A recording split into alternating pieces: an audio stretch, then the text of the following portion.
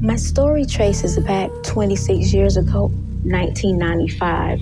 1997. It's been 21 years. 27 years. 20 years. 22 years. I was 27 years old, felt alone, unwanted, Afraid. It was very scary. No one would love me anymore. Didn't think I would have someone to talk to. I was angry. I was stunned. I didn't know anyone with a diagnosis betrayal. could relate. And how this happened to me being a Black woman, and it was considered a gay man's disease. I was embarrassed. And it was devastating.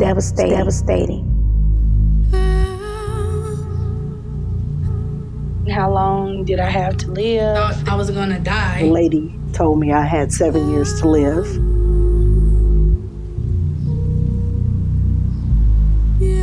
I found out that I was pregnant. I had a 3-year-old son at the time. I was a 27-year-old mother of a young daughter. Kept it a secret for 2 years before I ever even told anybody. When I was about to deliver, the anesthesiologist screamed down the hall, "You gotta be careful."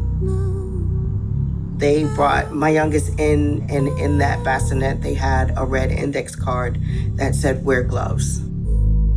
Medical mistrust, man, it is so real. And I was told that I would never have babies again, that I should get everything just cut out. I wanted to have another child. So in 2014, my baby was showing signs of fetal anemia. He was born, but he was barely breathing. When the doctor calls me, he says, "I've never dealt with people like you." The stigma has been so tremendous. As a Black woman, that's the reason why my baby boy's life was taken. And that was one of the worst days of my life.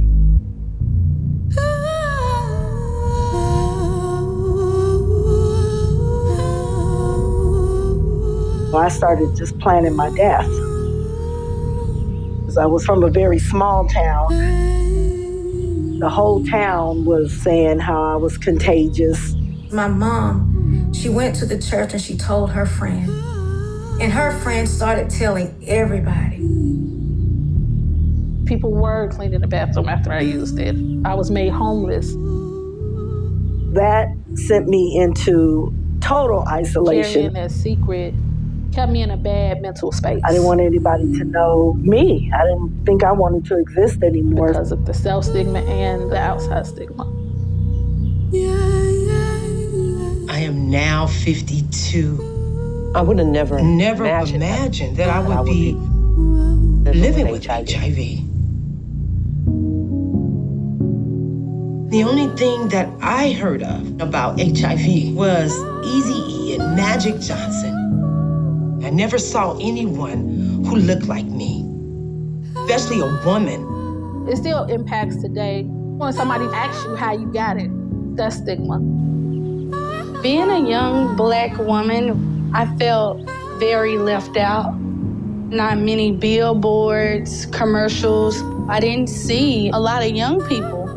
Finding places to fit in, being a Black woman was hard. There were no Black women stepping up. No one wanted to be associated or even hear about me. People were really just afraid. It was so deep-rooted. It took me 17 years to realize the internal stigma I carried wasn't just mine. What about other Black women who live with HIV? I'm fighting every day until I can erase the stigma that has caused so much tremendous harm. We have to work so that we feel empowered. I am a survivor. I am a survivor. It made me feel like, whew, Tam, you have some barriers to break. You deserve to take up space and have your voice heard, because I didn't see little to none of the Black woman at all. I did eventually find places that were supporting Black women. My buttons show all of the places that show me love and support. My life has changed forever because you equals you. Undetectable equals untransmittable. it caused me to focus on something positive. I began to say, you know what, I can talk about this. I'm taking my power, and instead of people stigmatizing me, I want to change the narrative. My spirituality, loving myself, and being there for my children allowed me to persist.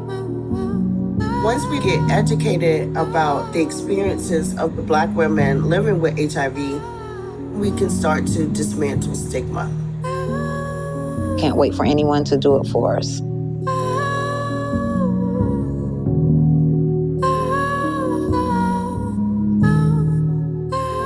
I don't live with HIV on some levels. HIV lives with me, and I'm gonna give it a hell of a ride. I am thriving, living my life unapologetically, and if resilience had a picture to go with the definition, it would absolutely be me. Red reminds me, red reminds me, red reminds me to be free.